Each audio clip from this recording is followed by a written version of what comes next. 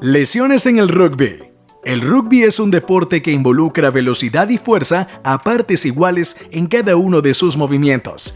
Esta combinación de energías hace que los jugadores de rugby sufran diversas lesiones en cada entrenamiento o partido, pudiendo ser este tipo de lesiones de carácter grave.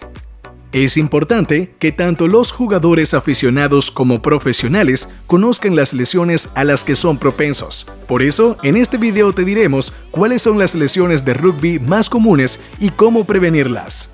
La mayoría de las lesiones en el rugby están estrechamente relacionadas con el contacto directo entre los jugadores durante los placajes. Estas lesiones pueden variar según la posición que ocupa el jugador, siendo las piernas las más afectadas, aunque en menor grado los miembros superiores como el cuello y la cabeza también pueden sufrir traumatismos.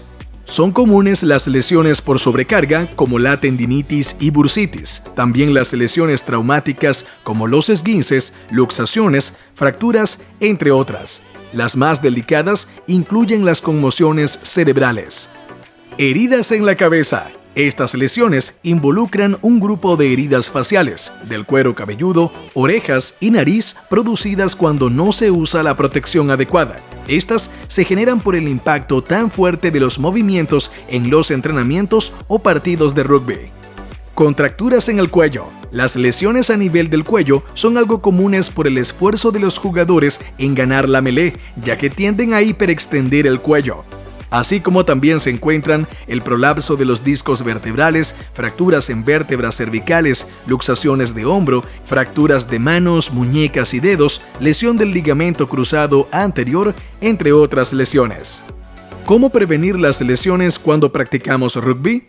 Las principales lesiones en el rugby se deben a la falta de acondicionamiento muscular, mala técnica y accidentes en el campo. Por eso es necesario tomar ciertas medidas preventivas que permitan disfrutar de las prácticas de este gran deporte sin correr riesgos. Estas son las medidas preventivas necesarias para la práctica del rugby. Calentamiento. El calentamiento comprende una serie de movimientos y ejercicios que sirven para mejorar al cuerpo a acondicionarlo en la actividad física. Enfriamiento. Debido a que el rugby es un deporte demandante físicamente y provoca inflamaciones y dolores, es necesario realizar una etapa de enfriamiento. Representa una etapa de vuelta a la calma y por eso debe ser gradual para ayudar a la recuperación física y mental. Equipamiento. En el rugby es necesario tomar las medidas necesarias para garantizar que el entorno esté acorde a las necesidades de los jugadores. El equipamiento acolchado, calzado, protector bucal, protecciones para la cabeza, entre otros. Contar con una nutrición e hidratación adecuada. La nutrición en el rugby es esencial por ser un deporte de fuerza, velocidad y habilidad. Requiere de adecuadas fuentes de energía. Estado de forma.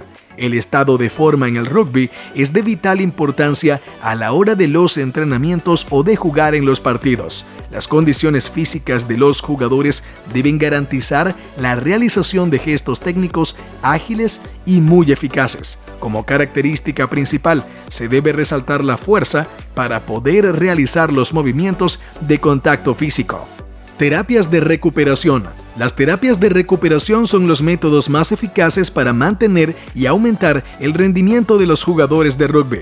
Entre estas se encuentran masaje deportivo, uso de terapias de frío y calor, uso de prendas de compresión, uso de terapias de acupresión, uso de termoterapia y crioterapia.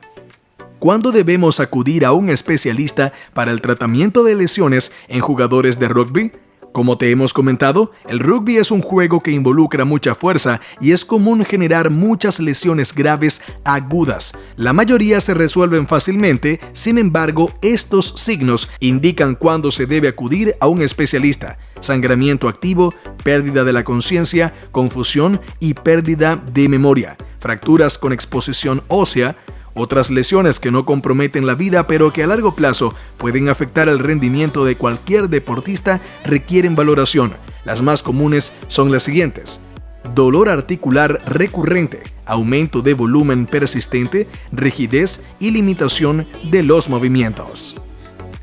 No dudes en visitar fieldrecovery.com, donde podrás encontrar los mejores productos para la prevención y recuperación de lesiones, mejorar tu rendimiento deportivo y calidad de vida. Ya sabes, sin dolor, la vida es mucho mejor.